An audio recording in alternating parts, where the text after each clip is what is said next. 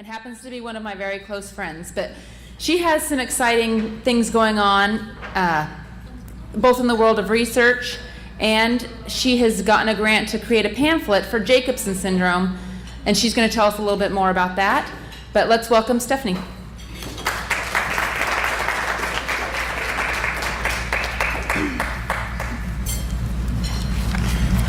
All right, well, thanks so much for having me today. And just to give a little bit of professional background for me, I'm the Medical Outreach Director at the University of Kentucky's Human Development Institute. And the Institute basically is a disability studies center.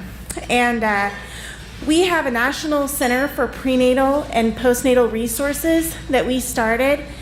And what we really focus on is creating and distributing accurate, balanced, and up-to-date information about different genetic conditions. And historically we've focused on Down syndrome, and now we've gotten some grants to start extending into some other conditions. We just finished some materials on Turner syndrome, and we just got a small grant from the Kennedy Foundation to create materials about Jacobson syndrome. So we're very excited about that. And our materials are very unique in that we get representatives from the major medical organizations to review them, and also representatives from whatever genetic condition group the book is covering. So we make sure that all of the stakeholders are involved in the process. And the reason why that's so important is that we found that clinicians tend to trust materials more when it's been reviewed by members of their organizations as well. And so then they're actually willing to hand it to patients at the moment of diagnosis. And so just to kind of give you some personal background, why I care about this is that I'm also the mother of a 16-year-old with Down syndrome. And so that's also why we ended up focusing on Down syndrome first, because I know that one the best. And just to kind of give you a little bit of my story, my diagnosis story, I was 23 years old when I had my son.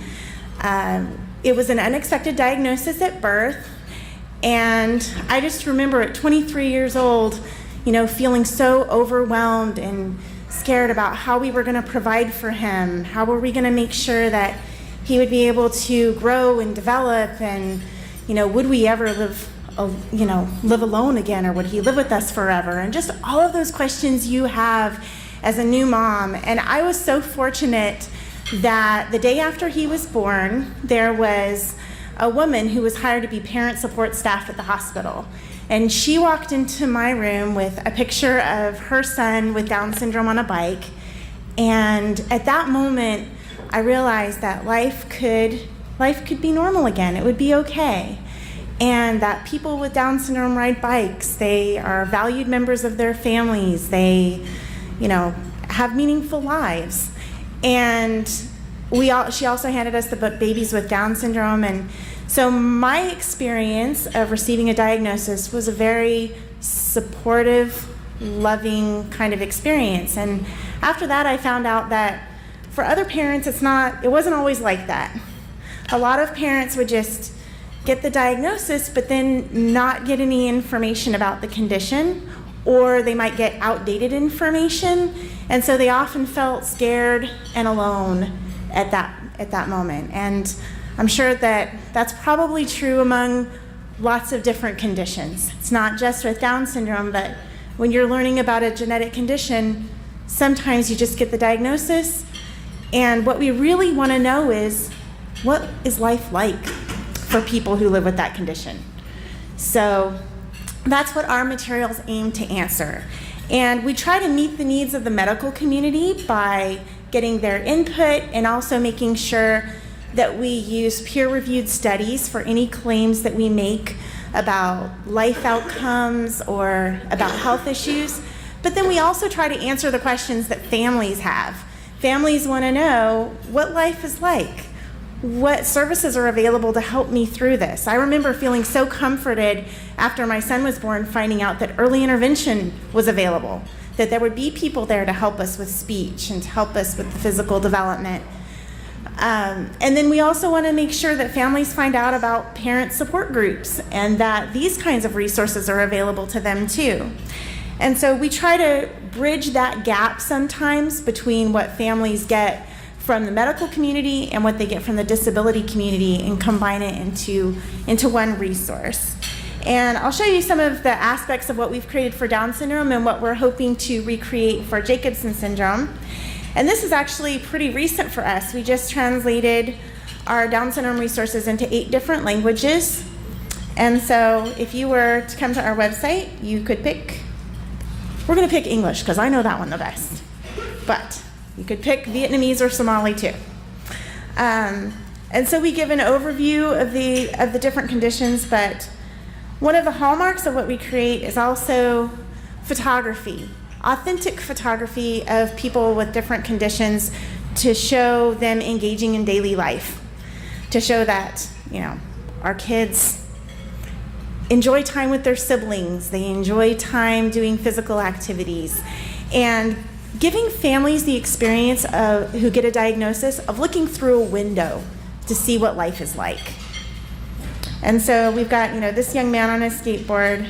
This is a young woman with Down syndrome who actually works at our local children's hospital.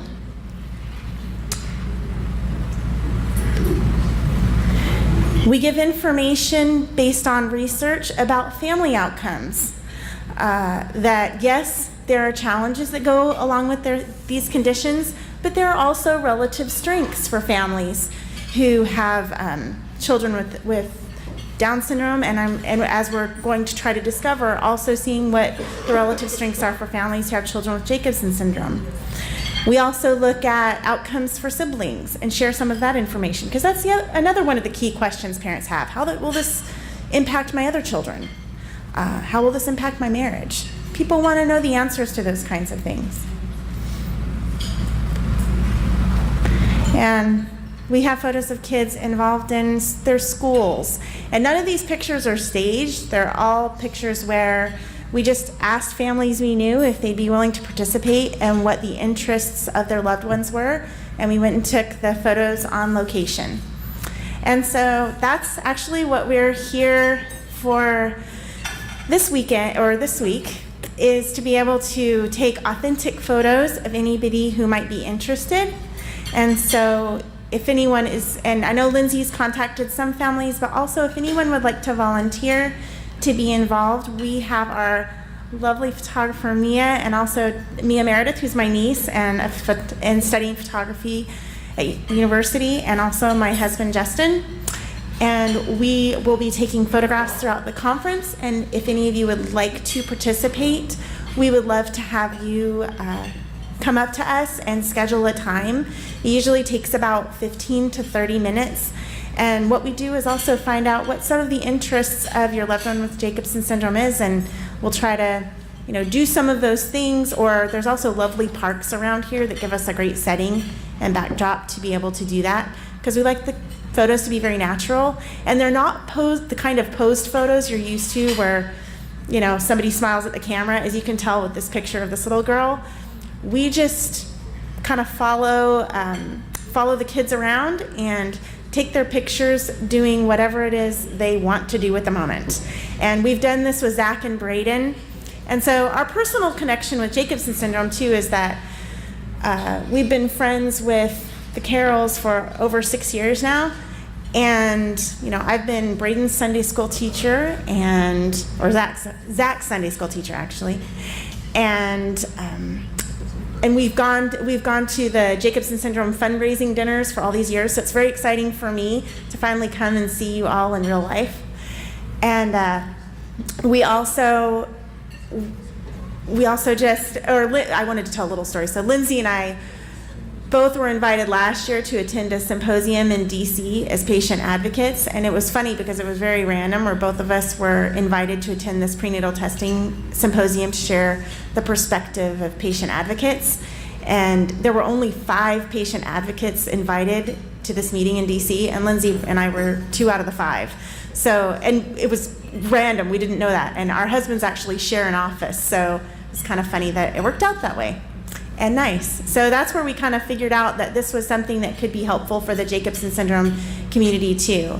So if any of you are interested in participating in the photo shoot, please meet with us afterwards and schedule a time for 15 to 30 minutes. And it's also very important for us to get people across the spectrum of different ethnicities and different ages, different genders, because a lot of times, in the studies of families of children with Down syndrome, they found that Hispanic families often felt underrepresented in the materials, and African American families, and they thought, well, does anyone who's African American actually have Down syndrome? And so it's important for us to represent all of those different, all the diversity that's part of these different conditions. So if you can contact us, that will be great. And we'll be around for the remainder of the conference through Thursday, so if we could set up a time, that would be wonderful. The other thing we're doing is conducting some research on the perspectives of mothers and fathers of children with Jacobson syndrome.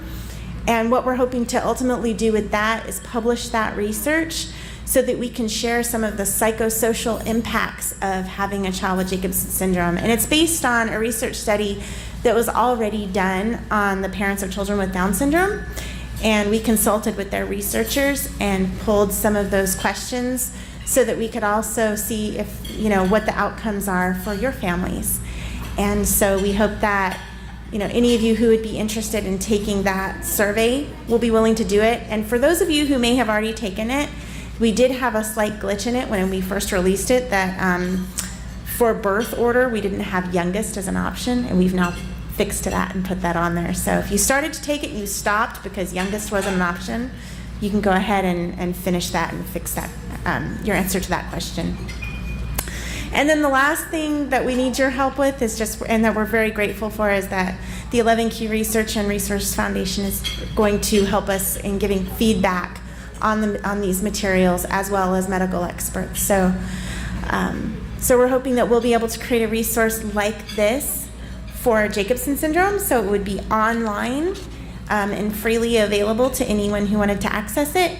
And then there would also we'll be creating a printed piece that will go along with it that can be distributed to medical providers and to new and expectant parents. So just want to thank you all for your time, and I know you're anxious to get to the medical roundtable part of your conference, but please get a hold of us if you'd be willing to participate in the photo shoot, and also please take the online questionnaire if that's something you would feel comfortable doing. Please don't feel pressured to do that, because some people may prefer not to, but if you would like to participate, we'd love to have your input. So thank you so much.